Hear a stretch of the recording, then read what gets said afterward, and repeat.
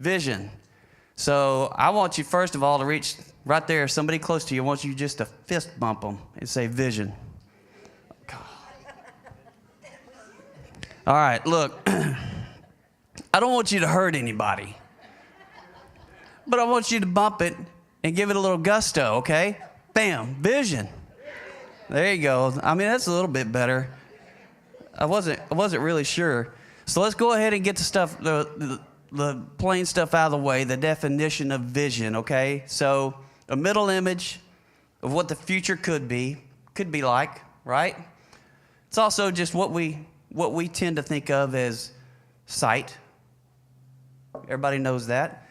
But as humans, psychologists find that we're prevailingly I-minded. Stick right there for a second. I-minded.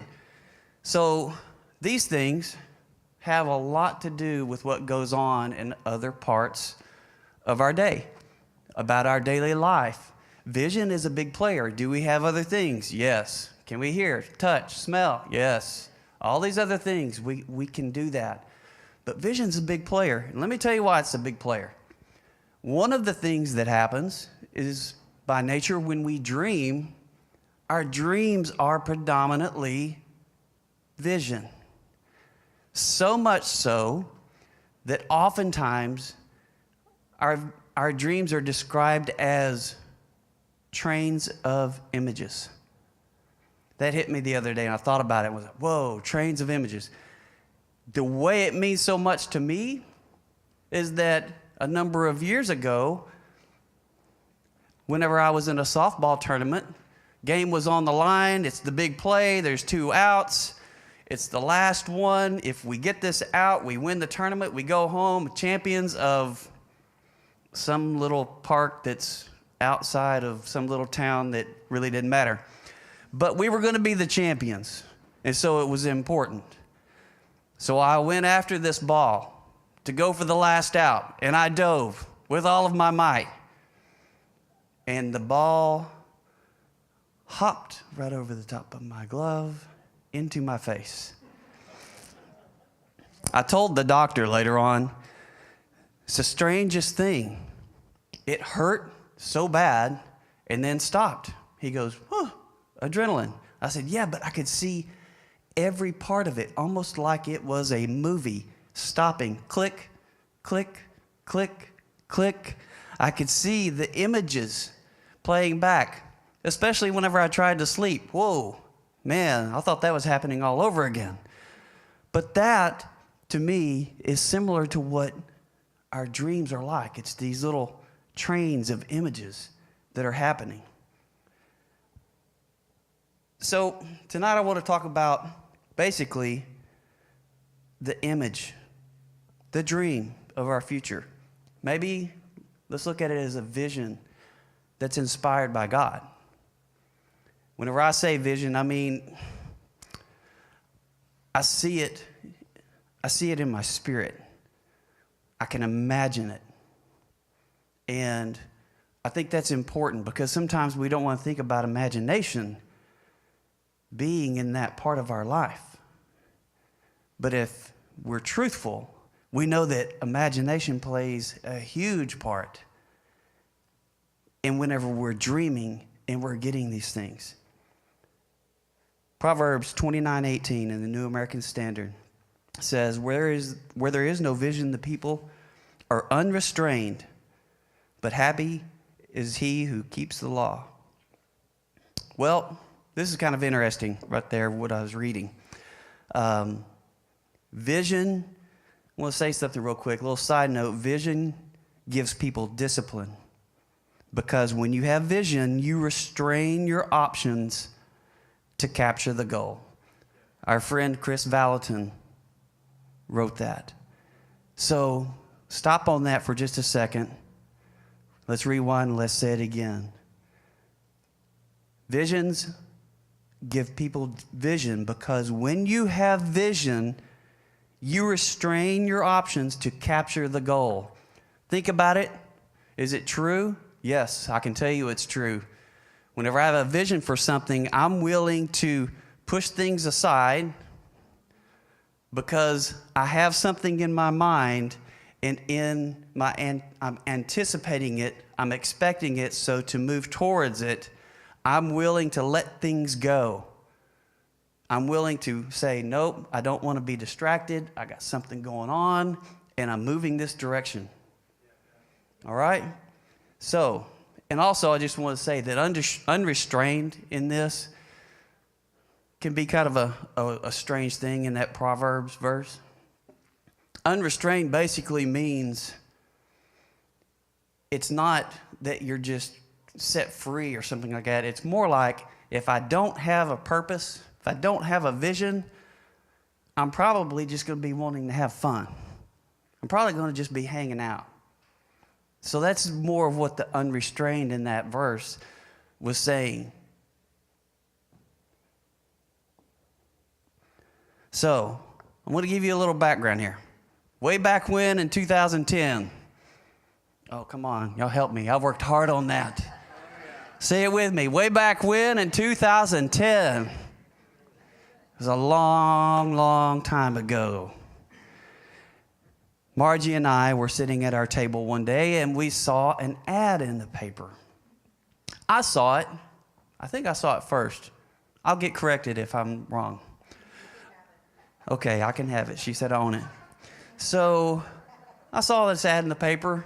I've seen a lot of ads in the paper, especially for churches. Churches that were starting up, churches doing something new. It was an ad. Okay, didn't really think about it. Went on about our way. Probably a week later,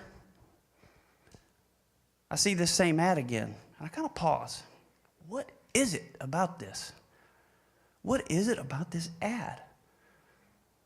And so I'm sitting at the table. Margie walks up. She goes, "You been looking at that ad?" I was like, "Yes." She goes, "So did I." Wow, okay. It's kind of different. We've been here a long time, people, in this city, in this county. So we've seen a lot. And so for us to say, yeah, I was looking at that exact ad too, and we could tell something was up. Let's go ahead. Holly, will you put that ad up? I went back in the archives and pulled this out. Yeah, Pastor Barry's not here. Oh, boy. I don't think, wait a second. Nuts. I was like, hello. Yes, sir, that's the ad. But that's how I was thinking it might go down. It might go down like that tomorrow. Jim's in here taking pictures. Anyway, this is the ad that we saw. The ad that we had that day in front of us. Margie and I looked at each other and we were like, "So what's up?" And I was like, "I don't know." She goes, "Are you really thinking about this?" I was like, "Yes, I am." There was something that was placed in our heart right then in 2009 about this ad that was coming up. And it was almost like everybody remember the Kevin Costner show, Field of Dreams? Go the distance. It wasn't exactly like that, but it was something along that. I mean, we were just hearing something very small, and it was really two words. We boiled it down to two things. Go serve. Go serve. That's all we had to go on. Nothing big and profound, no verses, nothing else, just go serve. Well, let me tell you a little bit more. I was like, hey, just a second, God. We're plugged into a place, and we're busy, and we're integrated into this place. We do a lot. We have friends. I have my mom there. I have my brother there. Our friends are there. What is going on with this? And another thing, I really don't know this guy, but something is telling me to go serve. And why, oh why are you whispering to me that there's still something more? I mean, I have conversations. I don't know about you, but I have conversations with God, especially whenever I get alone, I'm in my truck, I'm just like Barry. People probably think, what is going on? I mean, thank the Lord for Bluetooth, because it enabled me to look like everyone else. Now everybody is talking to the windshield, not just me. But that is exactly what was going through my mind then. So we began a process, started out by praying. We prayed apart, we prayed together. Eventually, that led us to meeting with our pastor. I had to. It's the right thing to do. If I was going to come to a place to serve, I wanted to go with the blessing in the leader of that house and hear his voice, hear his wisdom. And I'm going to tell you, I can say this, he didn't say it, but I was willing to receive a no. There was a little part of me that was almost going, if he goes, you know what, I would just put a pin in it. I would have had a little bit of relief, because we were pretty nervous about this. Am I wrong, Margie, in that? We walked around in circles a little bit on this, didn't we? We did. So I also went and we sat down with Pastor Barry. I began to meet with him. I sent him a strange couple of emails at first. It was late, and I was in technology in a new job, and they had a messed up website. So I sent him an email. I don't think that went over so well. He says to this day, that's the strangest email he ever received. And it probably was. I was trying to figure out how to approach this guy without coming across like I was a clown. And I came across like a clown. So I spoke with Barry, and then we began to pray. And then we waited, and we prayed. And we waited, and we prayed. Because we were invested where we were. And it was important to me that if we were going to do something, this was a big deal. Sometimes I think we don't make it as big of a deal as it should be. This is our family. You guys are our family. And if I'm going to leave my family, it's going to be very specific reason. And I prefer to go with their blessing. So that's what I was thinking. Finally, we decided. We visited a few times. We had been apart. We were so happy. I received the blessing of the pastor at the church where we were. He blessed us and said that he understood and that he was in agreement with us. And so we hit the go button and we took off. I think it was at the 1st of 2010 was really when we said we're coming across. Yeah, we're going ahead and moving over. We didn't have to do anything. Growing up, we always had to do something, send somebody a letter or do something. I never really got all of that either growing up. But I take it that it's like transferring your transcript from Sunday school or something. I don't know, Mom. But it was basically you send your letter. It's letting them know, hey, this person's a member at this house of worship now. So we came. Proverbs 3:5. Trust in the Lord with all your heart and don't lean on your own understanding. I remember thinking back and thinking, did that just happen? During our preparation moving into the building here, which wasn't long, we met at the school for a while. Thank God for this building because we met at the school. And if you don't know what setting up on Saturdays and tearing down after worship on Sundays is like, you don't want to. But after we began to move in here, I walked in and we were busy, and I just sensed right then that there was going to be a day whenever I served in a full-time capacity here, right here.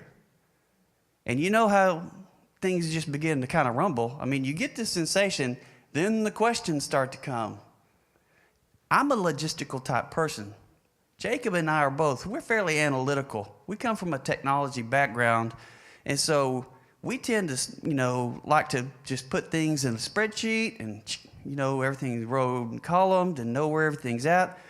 I was thinking, I just started a job with the government as a director. What am I going to do? Am I really hearing God's voice in this, or is it just me? Have you ever had that time in your life when you said, am I really hearing God's voice, or is it just me? I can tell you, that little whisper, whenever it's telling you, hey, do this for the Father, minister, that's not something the enemy is going to tell you. He doesn't want you to come out and start doing things that are going to point to Jesus. He's wanting to distract you and pull you away to look at something else, to get you into some trap, but not that. The other thing I really was thinking about is that I sensed this. I've came to the church. Do I really know my leader?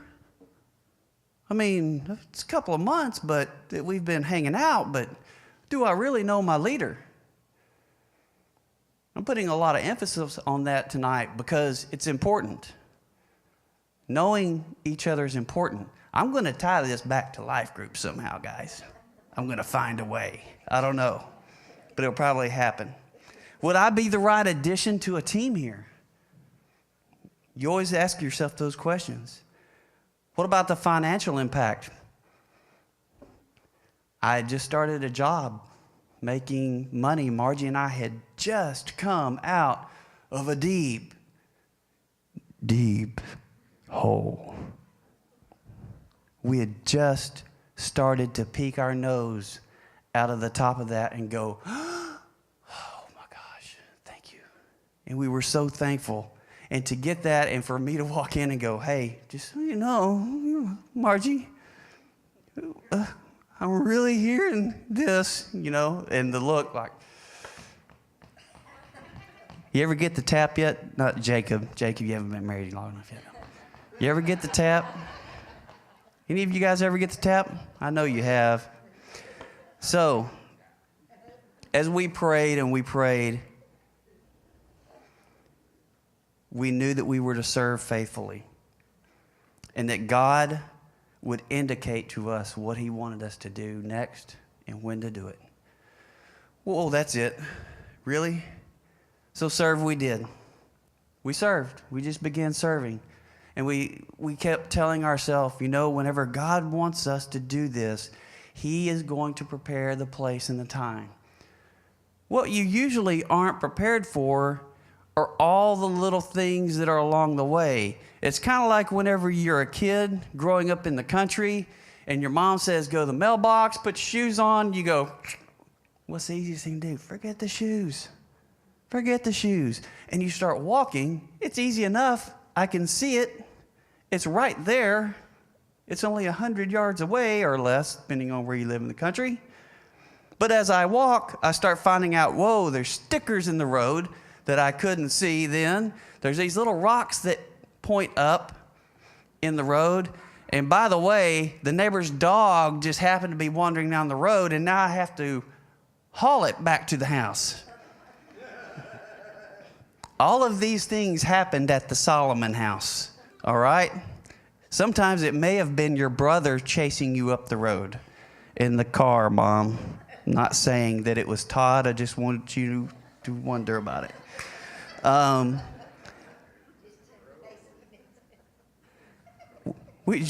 After we officially joined and we were apart here, I look back now and I think of it like that analogy of the string that's being stretched out over thousands of miles.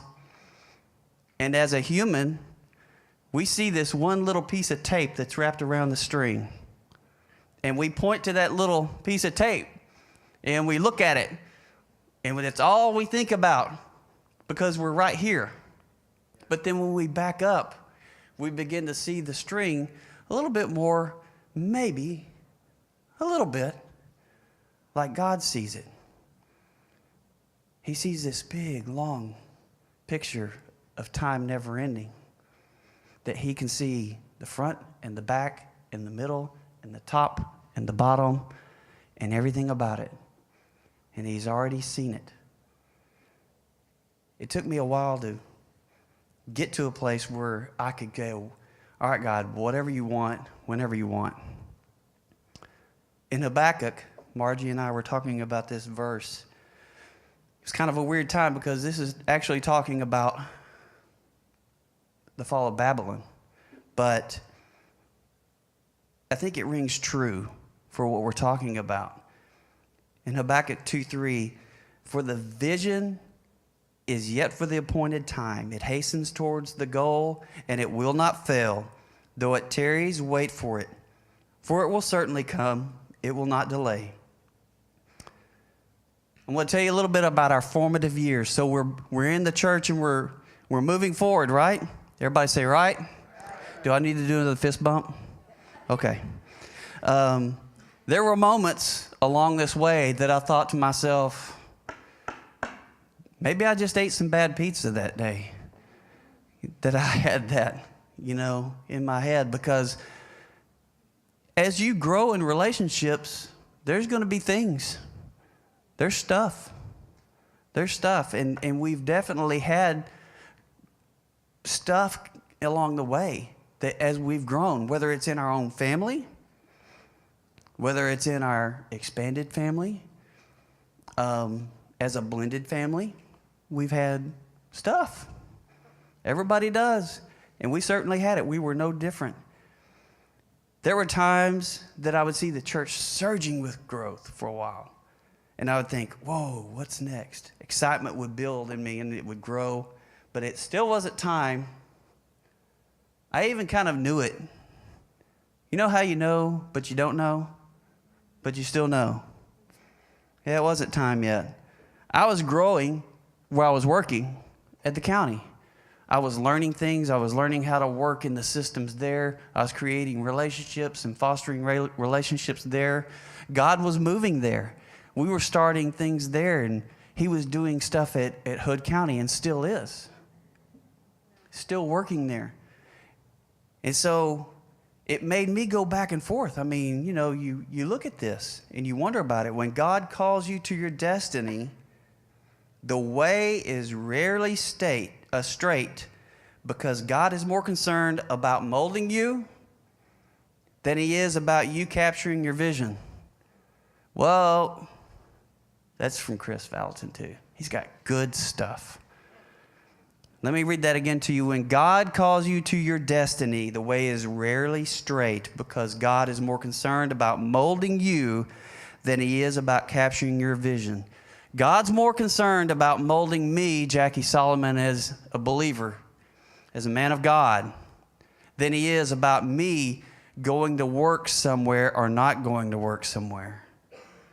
And that's a tough one because when we get our anticipation up and we're thinking about something, sometimes we'll jump into it and it's not time. It's not the moment. Maybe we're ahead of ourselves. Maybe we're ahead of our family. Maybe we're ahead of that place. It wouldn't have been right. I look back now and I go, it wouldn't have been right. It would have been hard. Along the way, last year, I'm going to fast forward just a little bit. Only like 8 years. That's a big fast forward. Our band, The Beloved, that is releasing an album soon to come to a iTunes near you. We'd just wrapped up some pre-production work. We'd been here all week working hard, and we had wrapped up the week. We had boxed up everything. Our producers had boxed up everything into the van. Goodbye, love you. We'll see you in a couple of months, getting ready to go. Cleaning up that night, and I get a text before I get out of here. It's from Pastor Barry. And I read it. I'm like, hey, can you come over and talk to me, when you get a chance? Yeah, sure. I start putting my stuff up. I'm continuing going. And as I get to the truck and I turn around and I'm coming back towards the building, towards these front doors right out here, I kind of stop and I go, whoa. This is it. I stood right up front here in these doors and I said that, folks, this is it. This is the time. And it was a strange sensation, because as I walked into the room where Barry was and I sat there, I don't know if he knew that I knew, but I knew that I knew, but I didn't know if he knew it yet. Everybody got that?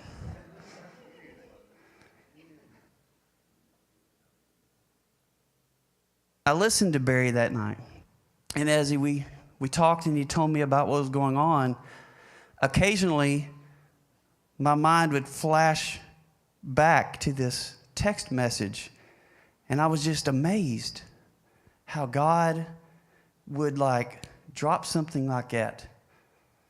And so I'm telling you that because I'm not the only one. I'm a believer. Lois, you're a believer. Margie's a believer. Victoria's a believer. If you're a believer, God can just be speaking. If you're listening, he'll just go, Victoria.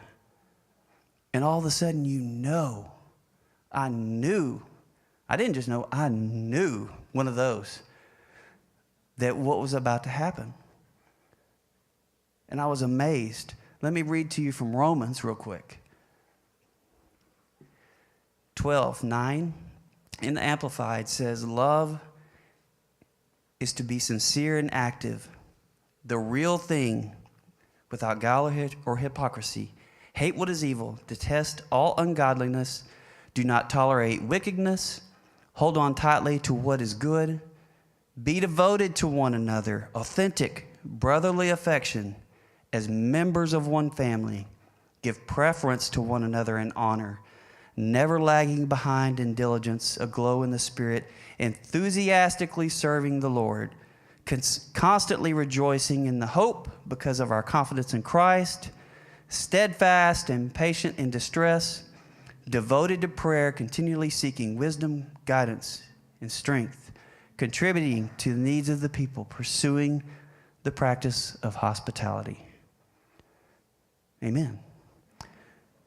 So, what do some of these things in our testimony have to do with the message, loyalty brings your vision to pass? There's a lot of things.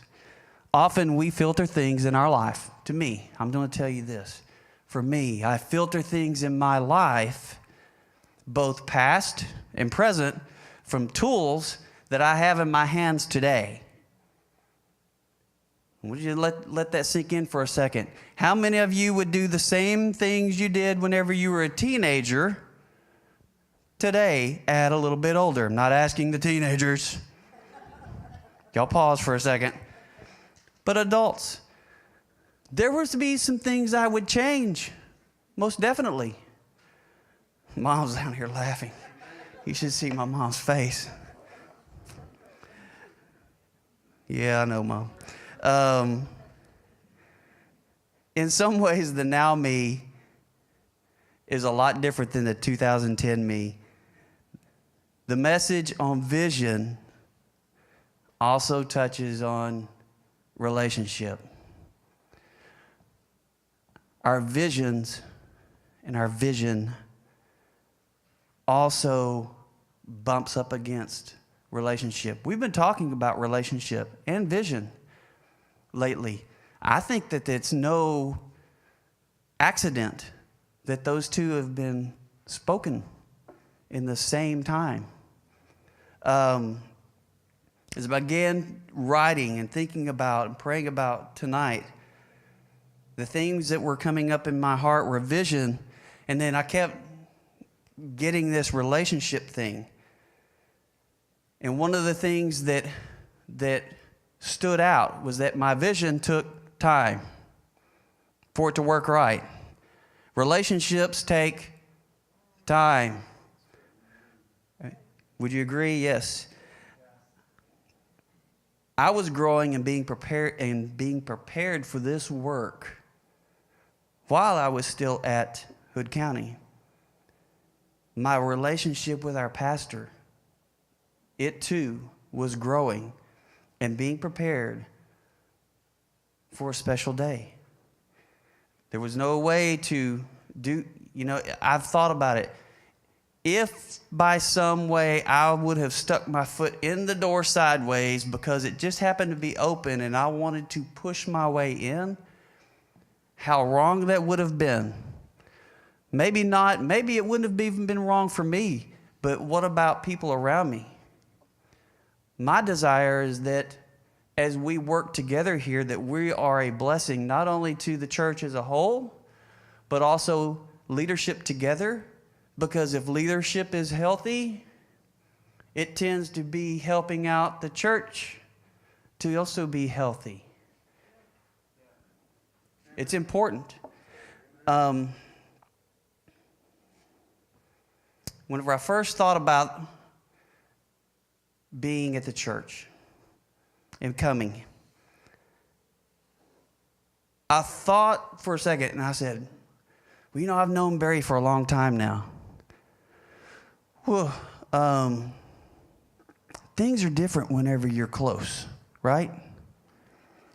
Whenever you spend every day with someone, you know them a lot better. There's a difference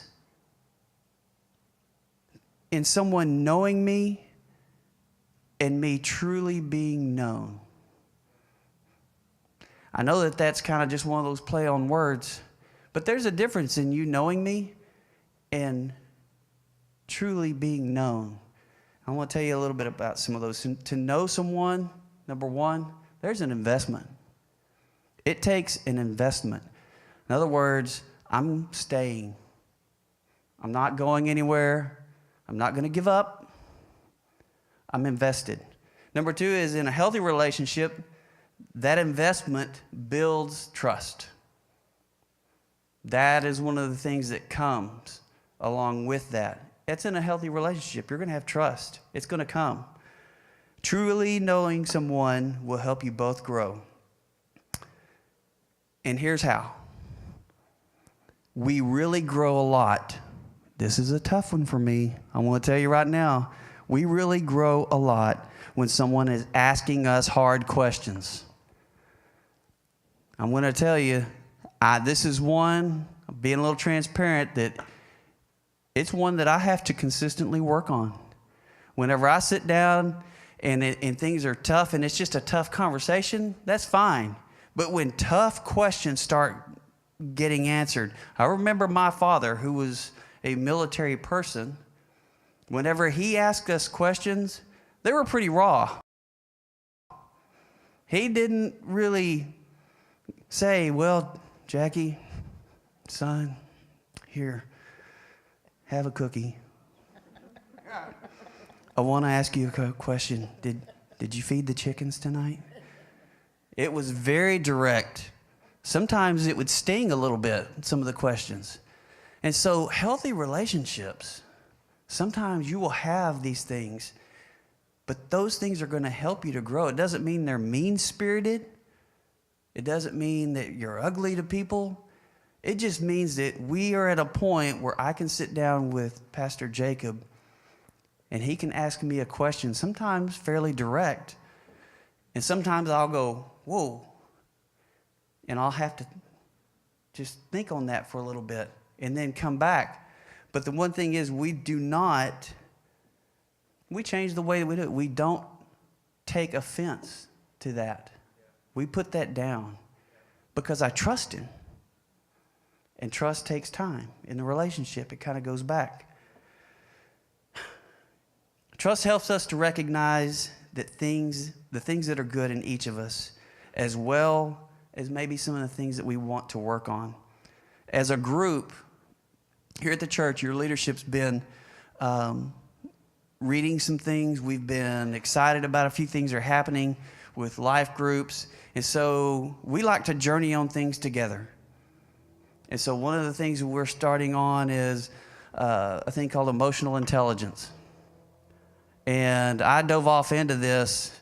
And at first I was a little skeptical on some things. When you take a test at the beginning of something and you're like, I don't know. I took this test. Margie watched me the other day. And I took this test and I got my little report back and looked at it and I was like, whoa. There's no way that we're able to get that. So I got really excited about reading this book. Let me read you a little something here from this. Listening and observing are the most important elements of social awareness.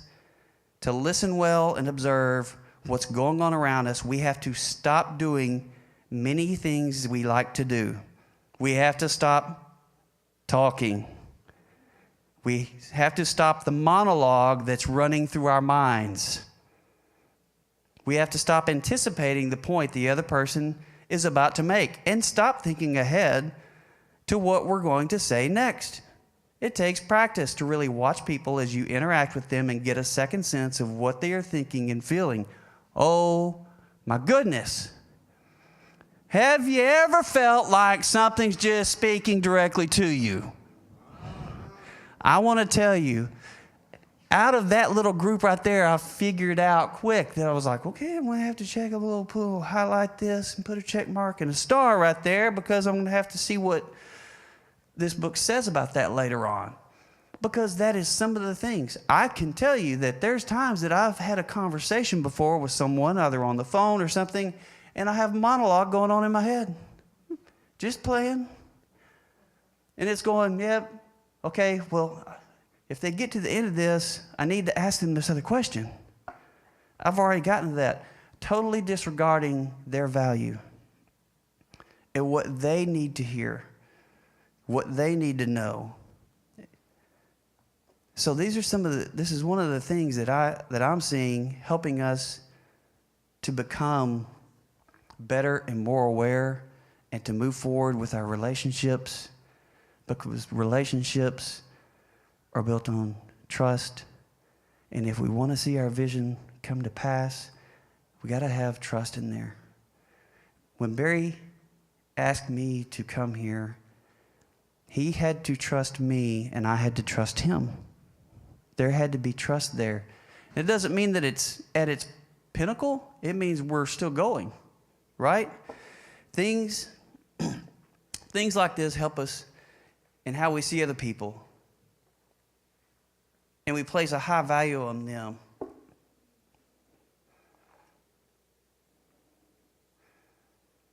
One of the other things that we talk about in our leadership is some things and values that we're going to share along the way. And if you want to grow and know someone, building unity, honor, and loyalty, then sometimes we have to work through things that are uncomfortable. It's a journey. So what is the difference